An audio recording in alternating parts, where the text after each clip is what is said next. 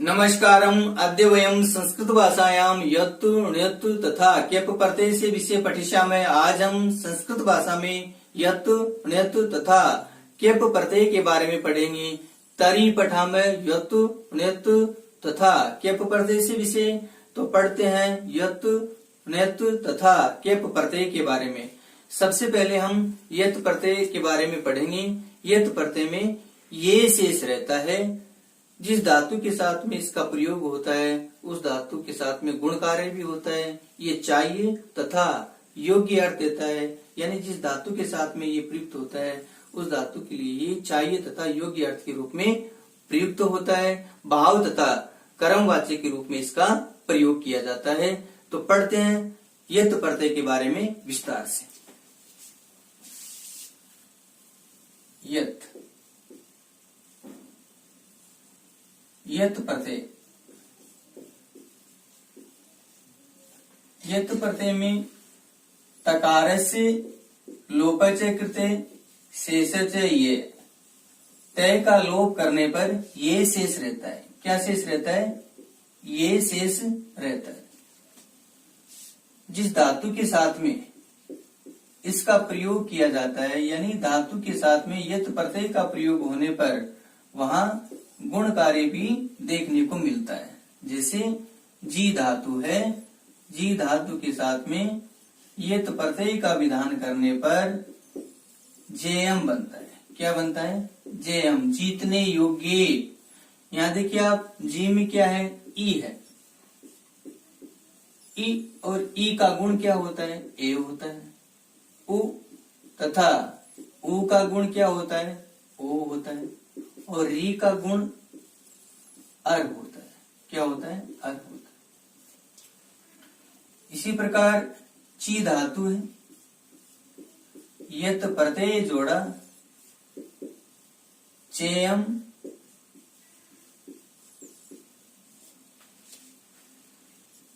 भाव तथा कर्मवाच्य में, किसमें? भाव तथा कर्मवाच्य में यत् प्रत्यय का विधान होता है। किस प्रत्यय का? यत् प्रत्यय का विधान होता है। जैसे श्रियादेयम,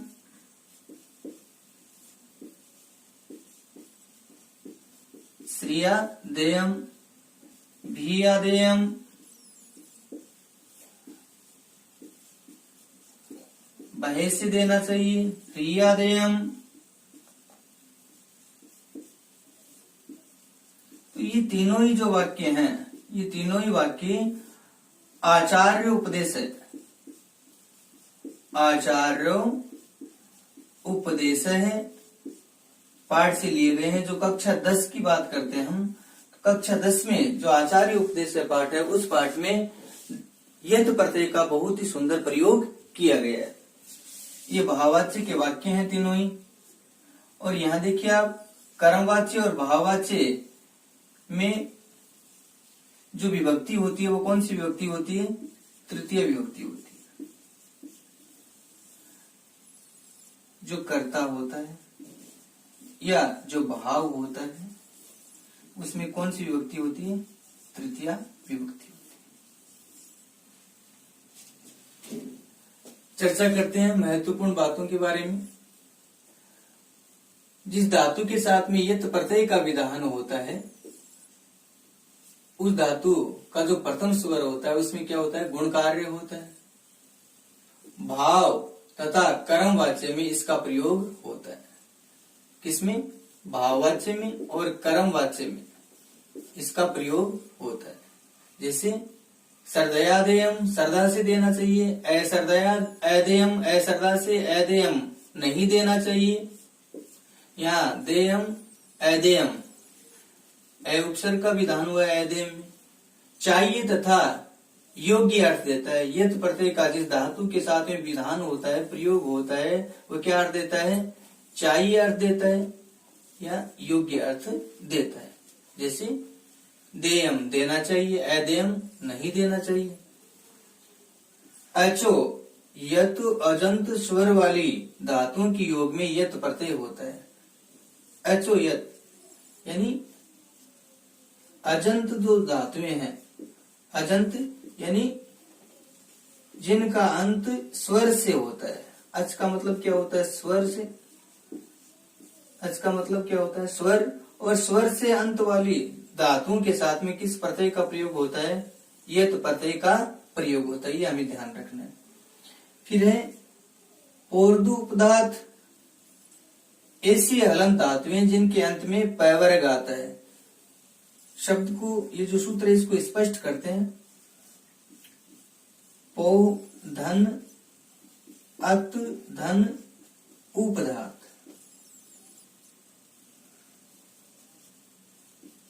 उपधात। देखिए आप, पू का उ गुण होकर क्या बन गया? पो। पू का मतलब पैवर्ग, क्या हो गया? पैवर्ग। अत यानी पैवर्ग आए धातु के अंत में और उससे पहले अत यानी ए आवे। ऐसा कर सकते हैं, ए के बाद में धातु के अंत में क्या आना चाहिए? पैवर्ग में से कोई वर्ण आना चाहिए। तब वहां जो प्रत्यय होता है वो कौन सा प्रत्यय होता है? यत प्रत्यय होता है। जैसे सप धातु है और उसके साथ में यत प्रत्यय का विधान करेंगे तो क्या बनेगा? शप्य। और ये नपुंसकलिंग शप्य। ध्यान देना, यहाँ पैवर्ग आ रहा है अंत में और इस पै से ठीक पहले जो उपधा है वो क्या है? ए है। ये सूत्र कह रहा है कि पैवर्ग से ठीक पहले क्या आना चाहिए? ह्रस्व ए आना चाहिए। क्या आना चाहिए? ह्रस्व ए आना चाहिए, जो आ रहा है। इसी प्रकार रम धातु यत प्रत्यय क्या बनेगा? रम्यम। देखिए आप, मैं है पैवर्ग में आता है और मैं से ठीक पहले रे में क्या है? ए ह्रस्व स्वर हो गया। सम है, क्या बनेगा? सम्यम। मैं पैवर्ग में आता है और सैम में क्या है? मैं से ठीक पहले ए आ रहा है, जो ह्रस्व है। गम यत जोड़ा, क्या बना? गम्यम। यहां भी मैं से ठीक पहले गय में क्या आ रहा है? ए आ रहा है, ह्रस्व का आ रहा है। इसके बाद में हन शक तक मद गद पद यत शह वह चर री आदि धातुओं से यत प्रत्यय का विधान होता है। तो ये निश्चित धातु में, इन धातुओं के साथ में क्या है? यत प्रत्यय का विधान होता है, ये हमें ध्यान देना। तो चर्चा करते हैं जो परीक्षा में प्रश्न पूछा जाएगा उस प्रश्न के बारे में। धातु के साथ में सबसे पहले हम प्रत्यय जोड़ेंगे और मूल शब्द बनाएंगे। जी धातु है, जी के साथ में यत प्रत्यय जोड़ा तो ई का गुण ए होगा और ये जेएम बन गया। ची के साथ में यत जोड़ा, क्या बन गया? चेयम।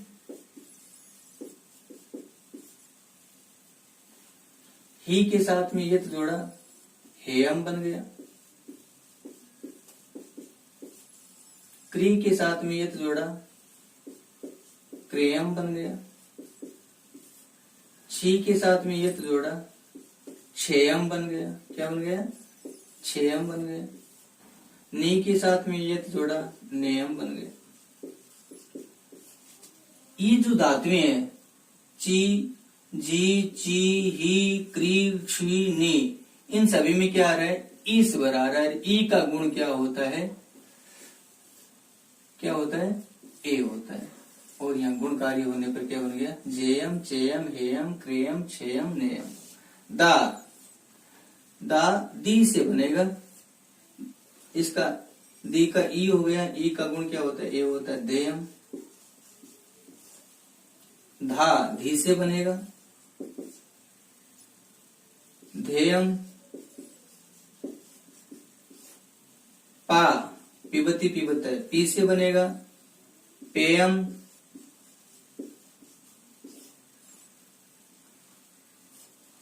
गई गेयम।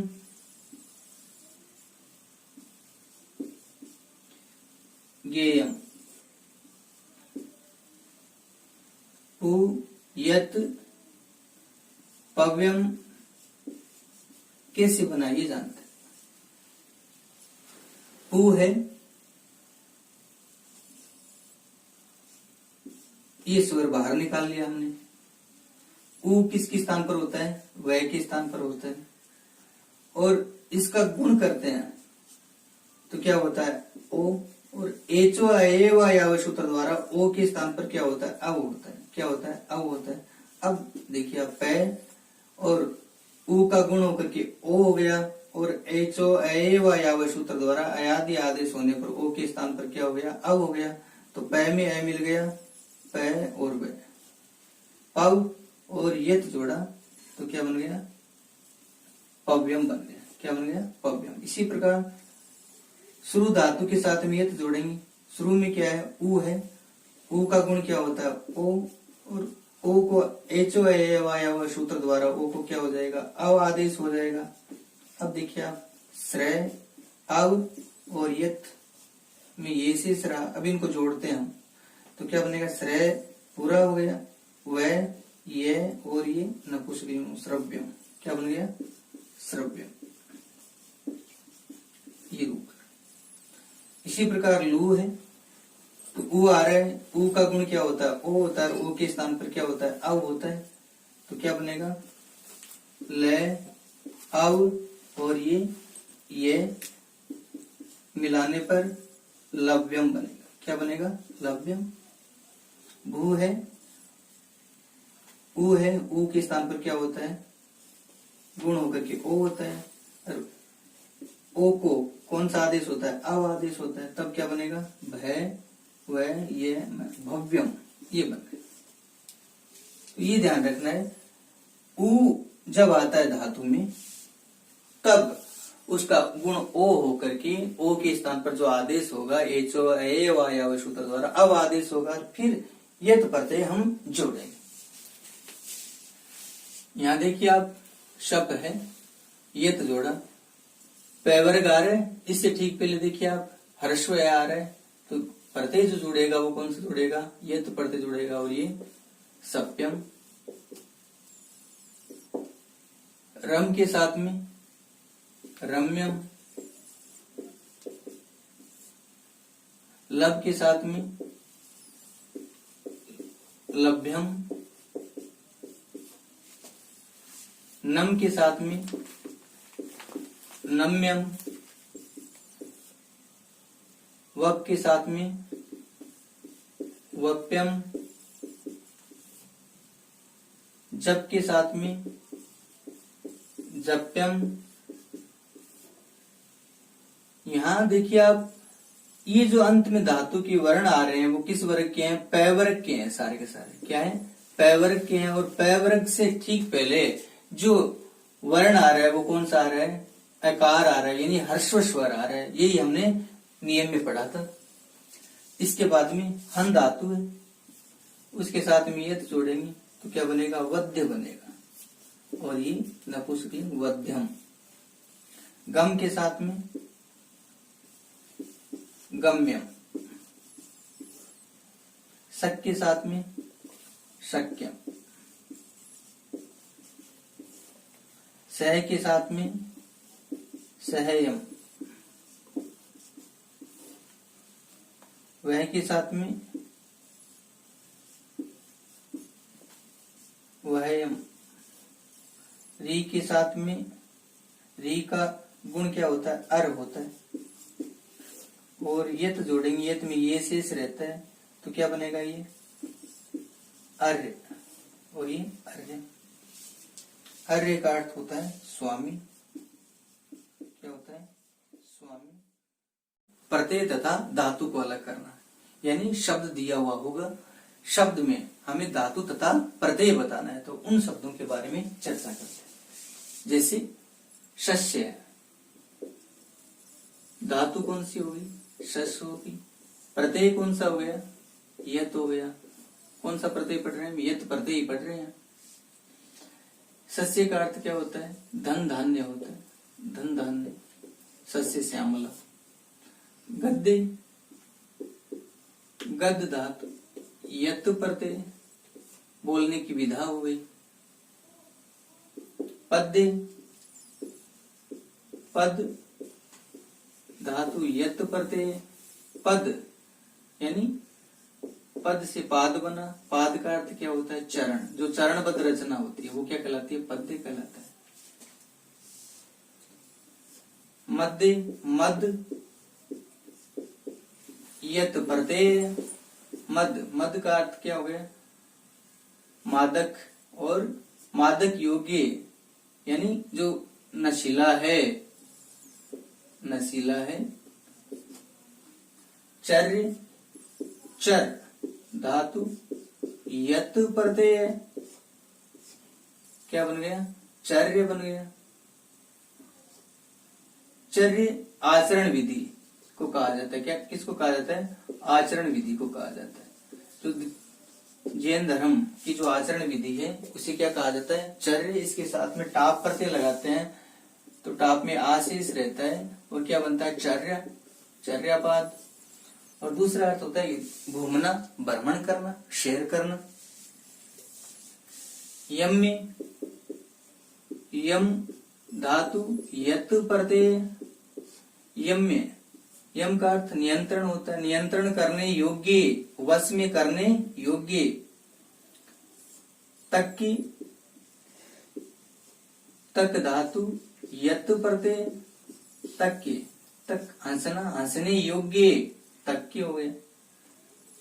यत, यत धातु और यत प्रत्यय। यत मानी कोशिश करना, यत्न करना, प्रयास करना। ग्लेम, गलय धातु। कौन सी धातु होगी? गलय धातु। और प्रत्यय कौन सा हो गया? यत प्रत्यय। गलय का अर्थ विरक्ति होता है, विरक्ति या रुचि नहीं होना किसी कार्य में। आख्याम धातु कौन सी होगी? आख्या धातु। और प्रत्यय कौन सा हो गया? यत प्रत्यय हो गया। गृहम, ग्रह धातु यत प्रत्यय। स्तयम, स्ता धातु यत प्रत्यय। ज्ञेयम, ज्ञा धातु यत प्रत्यय। ध्येयम, धा धई धातु यत प्रत्यय। हव्यम, हु धातु यत प्रत्यय। यहाँ स्थिति देखिए, इसके साथ एक विसर्ग लगाएंगे तो ये पुल्लिंग का रूप हो जाएगा। किसका रूप हो जाएगा? पुल्लिंग का। ये गम्य, तक्के, ते, गलेम, ये पुल्लिंग का रूप हो गया। ये कौन सा रूप हो गया? नपुंसकलिंग का रूप हो गया।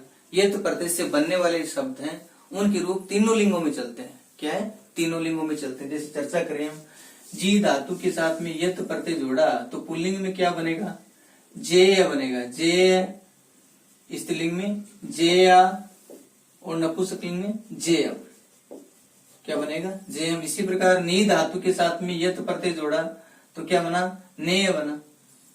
ये नपुंसकलिंग का रूप नेयम हो गया। तो नेय, नेय, नेयम।